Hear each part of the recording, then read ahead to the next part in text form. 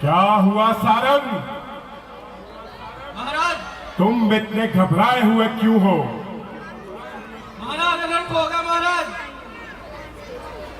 महाराज युद्ध में मेघनाथ युवराज वीर गति को प्राप्त हो गए। महाराज,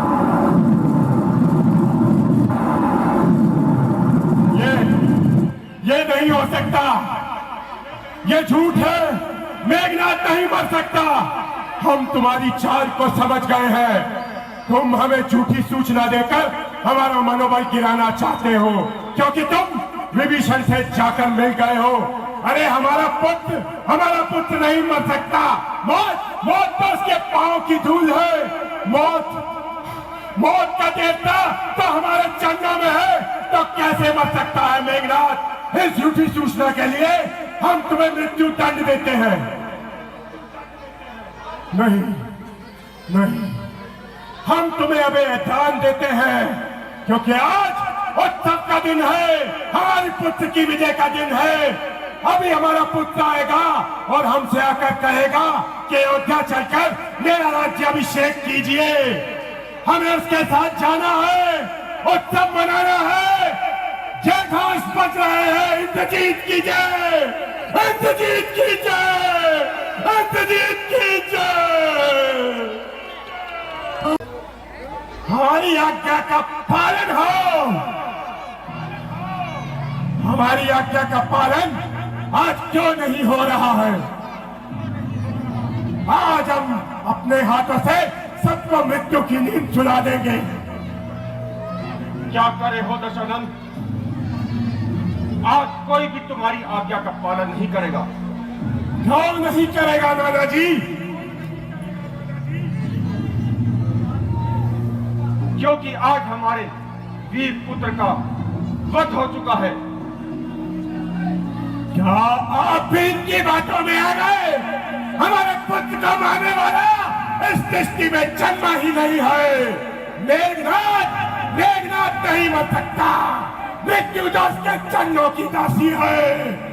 मेघनाथ नहीं मर सकता, नहीं मर सकता। दशानंद, मेघनाथ को मृत्यु ने नहीं, आपके अहंकार ने मारा है। आप अपने बल और पराक्रम को बांध नहीं सके।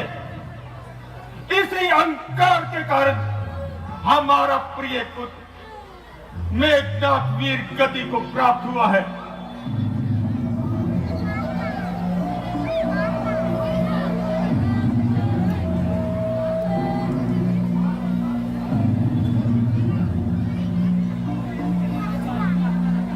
आपकी आत्मा जानती है, इंद्रजीत युद्ध में मारा गया है। महाबली मेघनाथ नहीं मर सकता। ये सब हम सबका रचा हुआ षड्यंत्र है, परंतु मैं इस प्रकार नहीं टूटूंगा। इस चंद्रहास से सबका विध्वंस कर दूंगा। महाराज, मैं मां हूं, मुझे भी मृत्यु दंड दीजिए। आज लंका के हर कोने से चीखों की आवाजें आ रही हैं। हर घर में मौत का तांडव हो रहा है। आज मेरे आंचल के फूल को उसी बगीचे के माली ने नोच डाला जो उसका जन्मदाता है। आपने कितनों को अपनी वासना की बलि वेदी पर चढ़ा दिया। आप हत्या करने वाले क्रूर पिता है। आज हमारा अंतिम कुल दीपक भी बुझ गया। इस खुशी के उत्सव पर तो उत्सव होना चाहिए। आज इस लंका नगरी में कोई भी ऐसा नहीं बचा जिसको आप बेटा कह सके। इसके लिए तो जरूर उत्सव होना चाहिए। आज आप अपने बेटों को अग्नि देने वाले अभागे पिता बनेंगे। इस बात के लिए तो जरूर उत्सव होना चाहिए। मंदोदरी, क्या तुम भी इनकी बातों में आ गई? हमारा पुत्र को मारने वाला इस सृष्टि में जन्मा ही नहीं है। देखो देखो, तुम्हें जयघोष सुनाई दे रहे हैं, मैं सुन पा रहा हूं।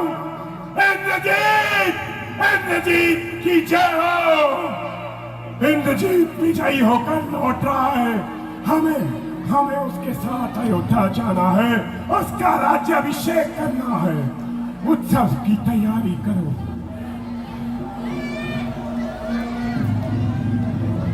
ये हो चुका है महाराज, ये हो चुका है। आपने अपने अहंकार की बलि, अपने अंतिम उद्दीपक की भी बलि चढ़ा दी। आज आप अपने सारे पुत्रों का इस प्रजा में बांट दीजिए। अरे कितनी माताओं की गोद सूनी कर दी, गुजार दिए। सुनिए सुनिए, वो जय जयकार सुनिए, दामादल के जय सुनिए। ये जय जय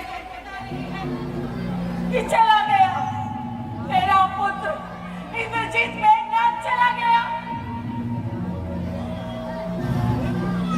वो देखिए, यदि आपको आप पे विश्वास नहीं आता तो देखिए अपने पुत्र की विधवा को। क्या आप भी आप कहेंगे कि ये सत्य नहीं है? बर्बाद हो गई हूँ महाराज, क्या करूं? लुट चुका है सुहा, तो क्या करूं? जिसके साथ जिया करती थी वो चला गया, अब कैसे जीऊं मैं? उनका वियोग नहीं सह पाऊंगी। वो गए हैं, मैं भी जाऊंगी। बेटी रो मत, तुम्हारा रुदन सुनकर हमारी छाती फट रही है। हे वासुकी नाग की कन्या, तुम्हें इस भेष में देखकर हमारा मन बहुत घबरा रहा है, परंतु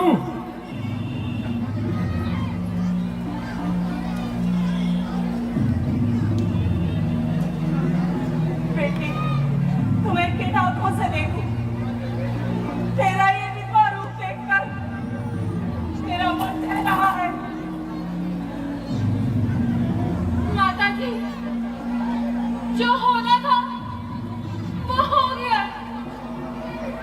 मेरा और आपका भाग्य खो गया है, किंतु अब धैर्य से काम लीजिए और मुझे देवलोक जाने की आज्ञा दीजिए। ये तू क्या कह रही है पुत्री? कहिए किस प्रकार का हो? अरे पुत्र तो चला गया, अब तुझे कैसे जाने दूं? माता जी, आप इसकी कोई चिंता न कीजिए, केवल मुझे मेरे पति का शव लाने की आज्ञा दीजिए। पुत्री, ये आज्ञा तुझे महाराज,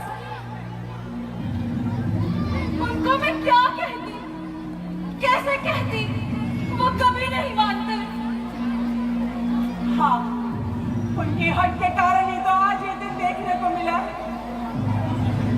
तो फिर क्या गया है माता जी? अच्छा ठीक है, तुम जाओ बेटी और याचना करके अपने पति के शव को ले आओ। महाराज को मैं समझा दूंगी।